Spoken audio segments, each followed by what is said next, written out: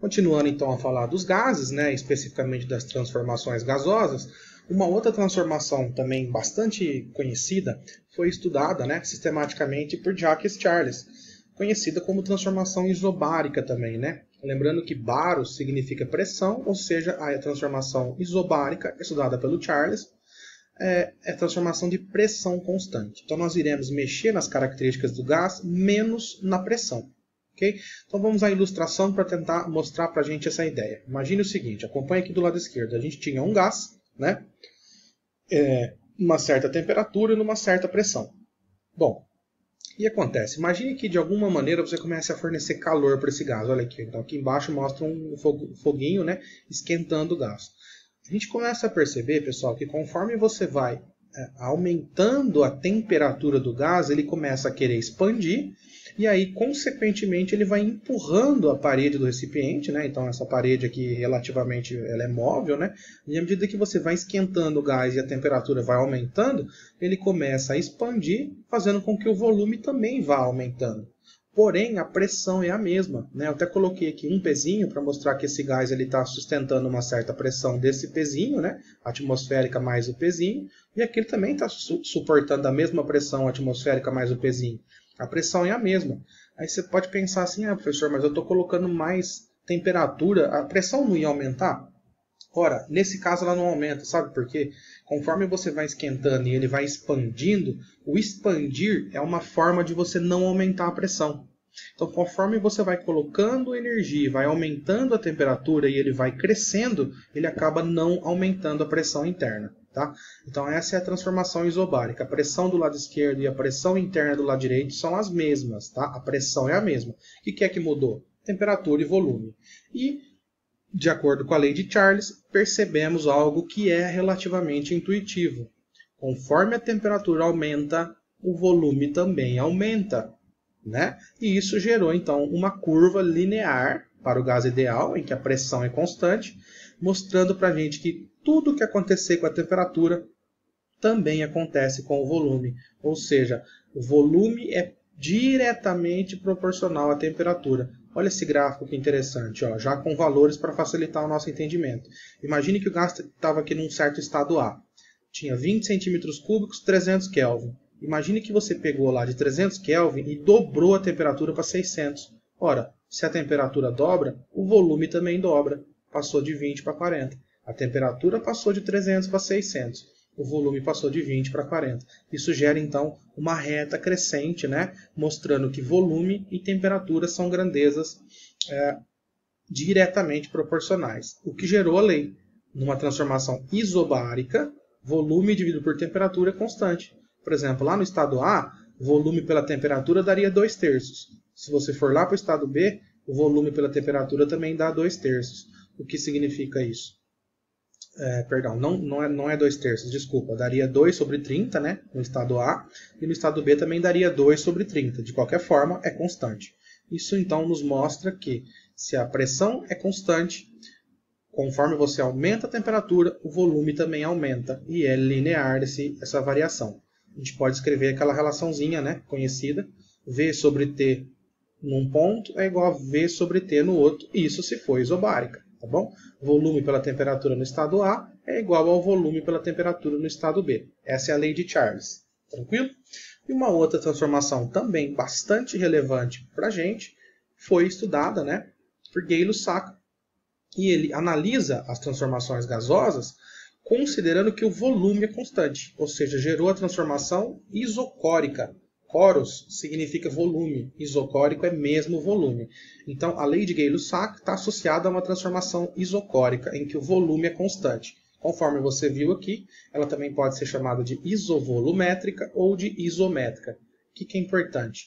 O volume do gás não se altera. Vamos ver então uma animação que tenta ilustrar essa ideia. Imagine que a gente tenha um gás numa certa situação inicial, numa certa temperatura, numa certa pressão e num certo volume. E aí você começa a fornecer calor para esse gás. Olha aqui o foguinho, começa a fornecer calor. À medida que a temperatura começa a aumentar, esse gás ele tende a expandir, conforme a gente acabou de ver. Só que se esse recipiente for, por exemplo, esse êmbolo for travado, ele for fixo, e você começar a esquentar o gás e ele não conseguir expandir, então aí a pressão aqui dentro vai começar a aumentar. Faz sentido o que eu falei? Você está fornecendo calor, a temperatura aqui dentro começa a aumentar. Só que se ele não consegue expandir, quer dizer que a pressão interna aumenta. Ou seja, aqui quando estava frio, 2 pezinhos aguentava a pressão do gás. Aqui agora que está quente, eu precisei de 4 pezinhos para aguentar a pressão do gás. Isso para que o volume seja o mesmo. Conclusão. Se o volume não se altera, tudo que você faz com a temperatura acontece com a pressão. Gera essa curva característica aqui também, muito parecido com a curva anterior. Acompanhe aqui no gráfico. Ó. Imagine que no estado A ele tinha 1 atm e 300 Kelvin. Aí você pegou o gás e dobrou a temperatura. Ó, de 300 foi para 600. A hora que você dobrou a temperatura de 300 para 600, a pressão dobrou de 1 para 2. Ou seja, a pressão é diretamente proporcional à temperatura. Tá? Isso se o volume for constante, hein? Se você conseguir manter o volume aqui do lado esquerdo igual ao volume aqui do lado direito, tudo que você fizer com a temperatura altera a pressão.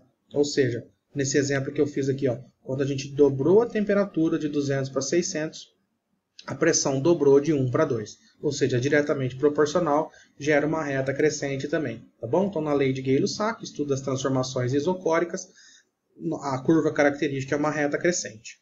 Isso gerou a lei, né? Pressão por temperatura é constante. Por exemplo, lá no estado A, pressão por temperatura daria 1 sobre 300.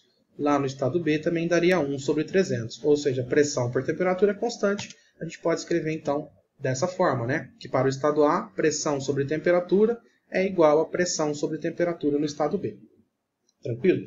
Então, o que nós percebemos? Ó, a junção desses inúmeros cientistas, né, que foram citados nessa aula, nos mostra o seguinte, que pressão vezes volume tende a ser constante. Pressão por temperatura também é constante. E volume por temperatura também é constante.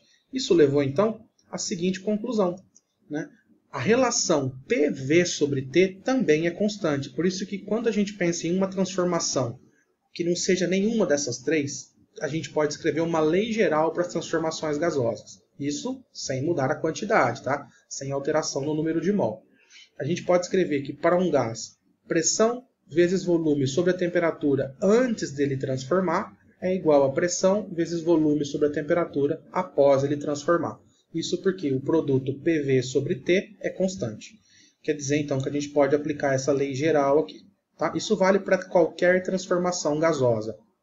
Até agora eu falei da isotérmica, isobárica e isocórica, mas ela não precisa ser uma dessas três. Ela pode ser uma transformação qualquer, em que você altera tanto volume, quanto pressão, quanto temperatura. E aí, se você alterar as três características, você usa essa lei aqui, tá? PV sobre T antes é igual a PV sobre T depois. Não esquecer sempre de colocar a temperatura em Kelvin, tá bom? Ok, então, sabendo-se disso, né? Nós vamos fazer uma pequena demonstração agora aqui da equação de Clapeyron. Né? Esse francês, evidentemente, se utiliza desses conhecimentos, né, para desenvolver uma equação que caracteriza um estado gasoso.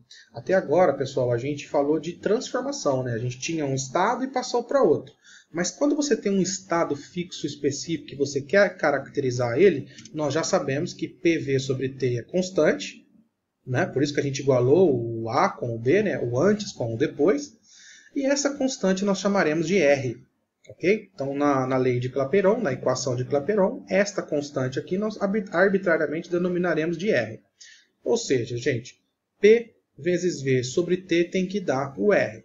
Só que veja bem, como fazer para chegar no valor dessa constante? Né? Nós precisamos de dados experimentais. Então, um dado experimental extremamente famoso é esse aqui, ó. Quando a gente coloca 1 mol do gás ideal na CNTP, tá? Então veja bem, é 1 mol de gás ideal na CNTP. Para quem não se recorda, condição normal de temperatura e pressão, né? Que vale lá 0 graus Celsius e 1 atm. E esses são os valores de temperatura e pressão na CNTP. Se você pegar 1 mol de gás ideal nessas condições de 0 graus e 1 atm, eles ocupam um volume de 22,4 litros. Não importa o gás, pessoal. Presta muita atenção no que está escrito aqui em verde. Ó. Não importa o gás. Se for um gás ideal e eu tiver 1 mol na CNTP, ele ocupa um volume de 22,4 litros. Então é tudo que a gente precisa para chegar no valor dessa constante. Porque a gente sabe que quando a temperatura for 0, quando a pressão for 1, o volume é 22,4.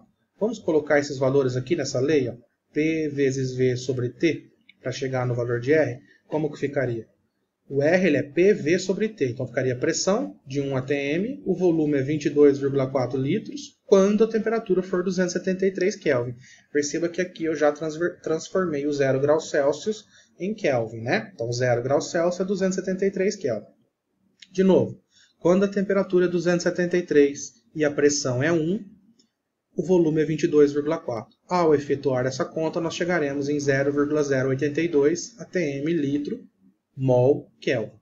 Conclusão, pessoal. Quando eu tiver 1 mol do gás ideal, prestem atenção. Quando eu tiver 1 mol do gás ideal, PV sobre T vale 0,082. Para quais unidades? ATM, litro, mol, Kelvin. Se você não tivesse feito essa conta em ATM, tivesse feito em Pascal, e não tivesse colocado o volume em litros, tivesse colocado em metro cúbico, você estaria trabalhando no sistema internacional. No sistema internacional, o ATM tem que virar Pascal e o litro tem que virar metro cúbico. Se você tivesse feito essas conversões, a constante R daria 8,3. Então, o que mudou? Mudou que aqui não é mais ATM, é Pascal, e mudou que não é litro, virou metro cúbico. Então, basicamente, são esses dois valores para a constante R, tá? 0,082 se eu estiver trabalhando com ATM e litro. 8,3 se eu estiver trabalhando com Pascal e metro cúbico. Agora, qual é a conclusão primordial do Clapeyron? Se para 1 mol PV sobre T vale R, né, nós podemos, então, escrever que PV é igual a RT. Concorda? Multiplicando em cruz, PV é RT. Só que isso é para 1 mol.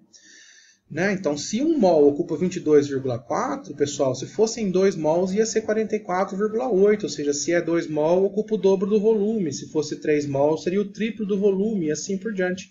O que nos levou à seguinte ideia. Se eu tiver uma quantidade genérica de N mols, o produto PV sobre T ele vale N vezes esse R. Portanto, surge então a famosa equação de Clapeyron. P vezes V é igual a N vezes R vezes T. Tranquilo? Então, essa aqui foi apenas uma demonstração da equação de Clapeyron e ela nos informa o seguinte. Para um dado gás ideal, num certo estado físico, lá, termodinâmico, P vezes V tem que ser igual a N vezes R vezes T. Ok?